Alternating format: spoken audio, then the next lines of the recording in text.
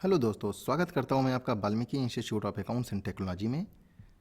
Find output in C language की इस series में आज हम लोग अपना क्वेश्चन नंबर 36 देख रहे हैं। और आज के क्लास में हम लोग ये जो हमने यहाँ पर कुछ 3 लाइन के कोड लिखे हुए हैं, इसका आउटपुट पता करेंगे कि इसका आउटपुट क्या आने वाला है।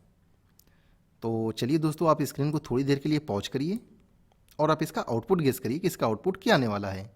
यानी आपको ए की वैल्यू पता करनी क्या आने वाला है और आई की वैल्यू क्या आने वाली है। और इस वीडियो को दोस्तों लास्ट तक ज़रूर देखिएगा, क्योंकि अभी तक हमने जो भी क्वेश्चन नंबर 31 से 35 तक हमने पढ़ा है, उससे डिफरेंस यहाँ पर हमें कुछ मिलने वाला है। और इस क्लास में, आज के अपनी इस वीडियो क्लास में हम लोग कुछ एडिशनल चीज़ें जानेंगे सी लैंग्वेज के बारे में, कुछ एक्स्ट्रा बातें। तो चलिए, अब तक आपने इसका आउटपुट गेस कर लिया होगा कि इसका आउटपुट क्या आने वाला है। तो मैं इस एक्सप्रेशंस को यहाँ से कॉपी करता हूँ और अपने कमेंट सेक्शन में ले चलता हूँ। लेकिन दोस्तों, इसे एक्सप्लेन करने के पहले मैं आपसे कहना चाहता हूँ कि यदि आपने हमारे इस चैनल को सब्सक्राइब नहीं किया है तो आप हमारे इस चैनल को अभी सब्सक्राइब कर लें और साथ ही बेल आइकॉन को प्रेस करना ना भूलें, ताकि हमारी हर नई वीडियो की जानकारी आपको सबसे पहले मिलती रहे। और ये वीडियो अगर अच्छी लगे लास्ट तक तो आप इसे अपने दोस्तों के बीच में ज़रूर शेयर करें और साथ ही साथ इसे लाइक करना ना भूलें। तो दोस्तों देखिए, अभी आई की वैल्यू कितनी है? 10। हमने यहाँ पर आई की वैल्यू 10 इनिशियलाइज किया है और ये हमारा पीछे का ही कोड है। 5 क्वेश्चंस में हम लोग इसी कोड को समझते आ रहे हैं। अगर आप यहाँ पर ये सोच के बैठे हैं कि ये उसी तरीके से है जो पीछे हम लोगों ने सीखा है, तो आप यहाँ पर गलत सोच रहे हैं। यहाँ पर हम लोगों को कुछ नई चीज़ें मिलने वाली हैं। आपने इसका आउटपुट सोच लिया होगा। इस लाइन को मैं एक बार और कॉपी करता हूं और नीचे यहां पेस्ट करता हूं। दोस्तों, ये तो आपको पता ही है कि जो हम लोगों का एसोसिएटिविटी होता है, प्री इंक्रीमेंट और डिक्रीमेंट, इनकी एसोसिएटिविटी होती है राइट टू लेफ्ट।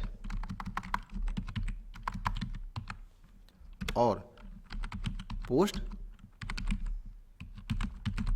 मेंट या डिक्रीमेंट, इनकी एसोसिएटिविटी होती है लेफ्ट टू राइट। क्लियर दोस्तों? ये तो हम लोगों ने पीछे के 5 वीडियोस में देखे हैं, अपने जस्ट क्वेश्चन नंबर 31 से 35 तक, कि यदि प्री इंक्रीमेंट या डिक्रीमेंट है तो इनकी एसोसिएटिविटी होती है राइट टू लेफ्ट। यदि पोस्ट है तो इनकी एसोसिएटिविटी होती है लेफ्ट टू राइट। ये दोनों ही हमारे यूनरी ऑपरेटर हैं। तो यहाँ पर आप देखिए, इस एक्सप्रेशन के अंदर माइनस माइनस आई, यानी कि ये प्री डिक्रीमेंट है, ये भी प्री डिक्रीमेंट है, ये भी प्री डिक्रीमेंट है और ये भी प्री डिक्रीमेंट है। तो हम लोग सबसे पहले राइट साइड से सॉल्व करते थे, जैसा कि अभी तक क्वेश्चन में हम लोग करते आ रहे हैं। तो यहाँ पर हो जाएगा 10 से 9। इस लाइन को मैं करता हूँ कॉपी, यहाँ करता हूँ पेस्ट। अब यहाँ हो जाएगा 8।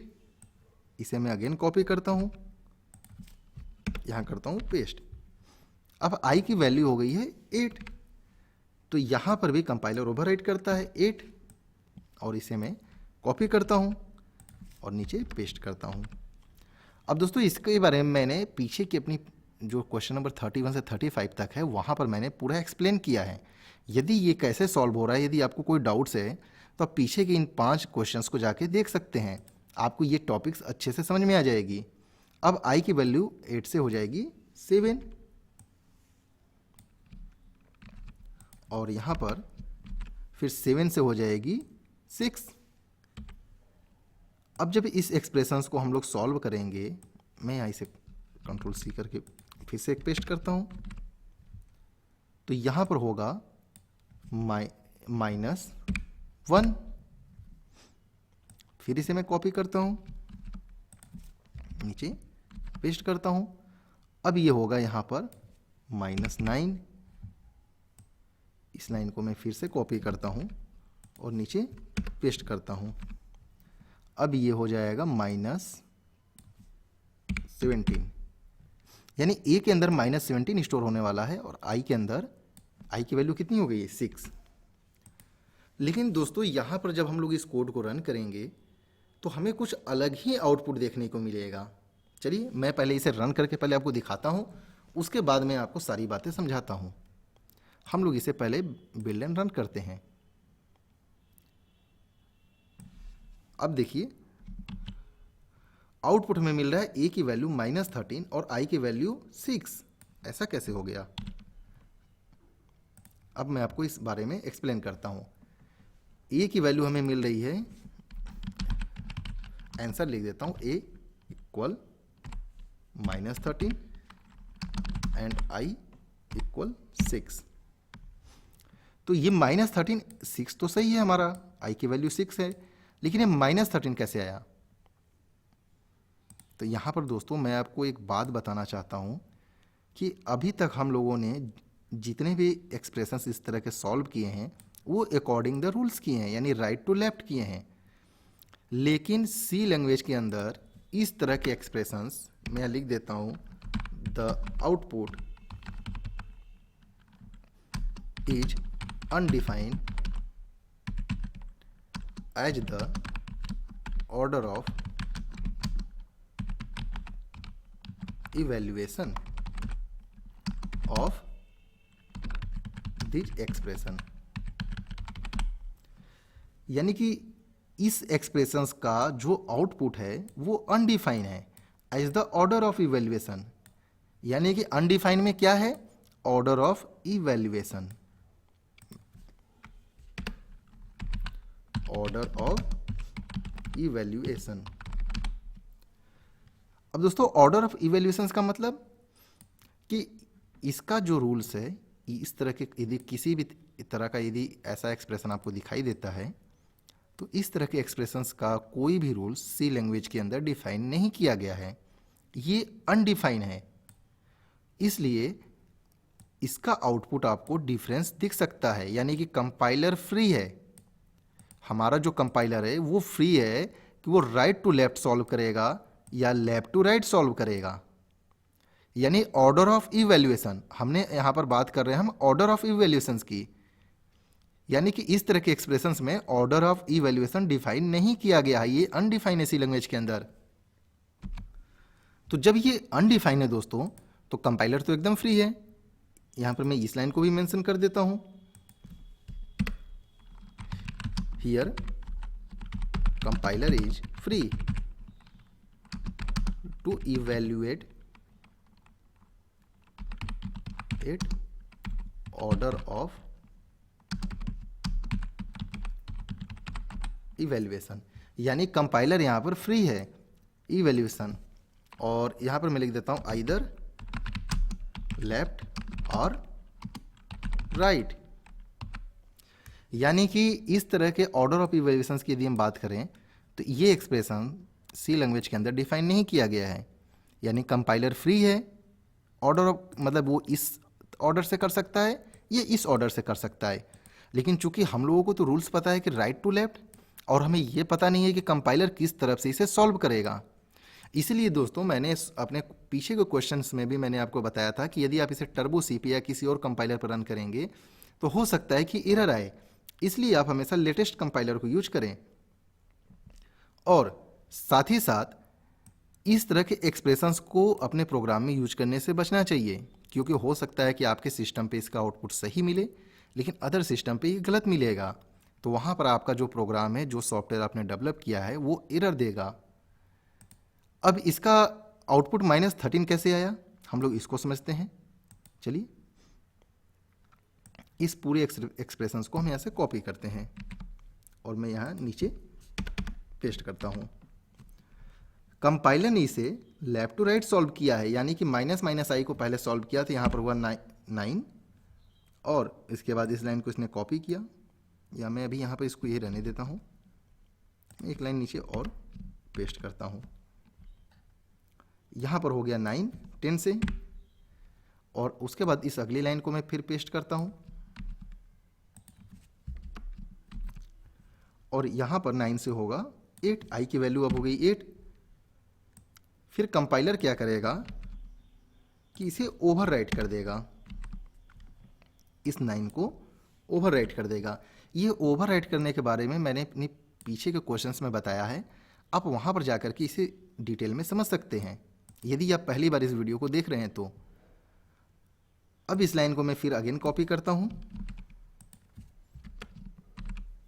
और अब यहाँ पर मैं लिखता हूँ 7, क्योंकि i की वैल्यू 8 से अब घट के होगी 7। इस लाइन को मैं फिर कॉपी करता हूँ और यहाँ पर मैं पेस्ट करता हूँ और ये अब i की वैल्यू 7 से हो जाएगी 6। इस पूरे कोड को अब मैं कॉपी करता हूँ और नीचे एक बार मैं और पेस्ट करता हूँ। अब हमारा डिक्रीमेंट ऑपरेटर सॉल्व हो चुका है। अब 8 माइनस 8 यहाँ पर होने वाला है 0। इस लाइन को मैं फिर कॉपी करता हूँ और नीचे पेस्ट करता हूँ। अब 0 और -7 होने वाला है -7। इस लाइन को मैं फिर कॉपी करता हूँ और नीचे पेस्ट कर देता हूँ। अब -7 और -6 को जब हम सॉल्व करेंगे तो मिलेगा हमें -13।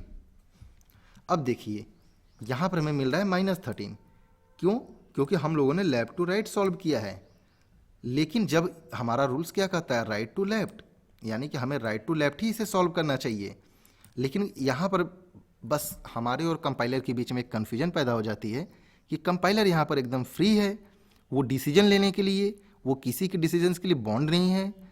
वो यहाँ पर खुद डिसाइड करेगा कि उसे लेफ्ट टू राइट सॉल्व करना चाहिए या राइट टू लेफ्ट। तो यहाँ पर कंपाइलर ने इसे लेफ्ट टू राइट सॉल्व किया है। अब ऐसा इसलिए है कि ऑर्डर ऑफ इवैल्यूएशंस अनडिफाइन है कंपाइलर के लिए। इस तरह के एक्सप्रेशंस में ऑर्डर ऑफ इवैल्यूएशंस को डिफाइन नहीं किया गया है, इसीलिए ये पूरा का पूरा अधिकार कंपाइलर के ऊपर जाता है कि वो इसे कैसे सॉल्व करेगा। क्लियर दोस्तों? तो हम लोगों ने यदि इसके पीछे जो क्वेश्चंस देखे थे वो हमने रूल्स के अकॉर्डिंग सॉल्व किए थे और हमें आउटपुट वहाँ सही मिल रहा था। अगर यहीं पर ये माइनस की जगह पे प्लस ऑपरेटर होता तो भी हमें आउटपुट यहाँ पर सही मिलता। और दोस्तों मैं आपको इसलिए ये बातें बता रहा हूँ कि मैं चाहता हूँ कि आपको सी लैंग्वेज की हर बारीकियाँ पता चले, आपको ये भी पता चले कि कंपाइलर के द्वारा क्या गलतियाँ की जाती हैं या कंपाइलर कैसे कन्फ्यूज हो जाता है। तो यहाँ पर इस तरह के एक्सप्रेशंस में कंपाइलर कंफ्यूज हो जाता है क्योंकि यहाँ पर इनका आउटपुट डिफाइन ही नहीं किया गया है कि वो किस ऑर्डर में इसका आउटपुट सॉल्व होना चाहिए।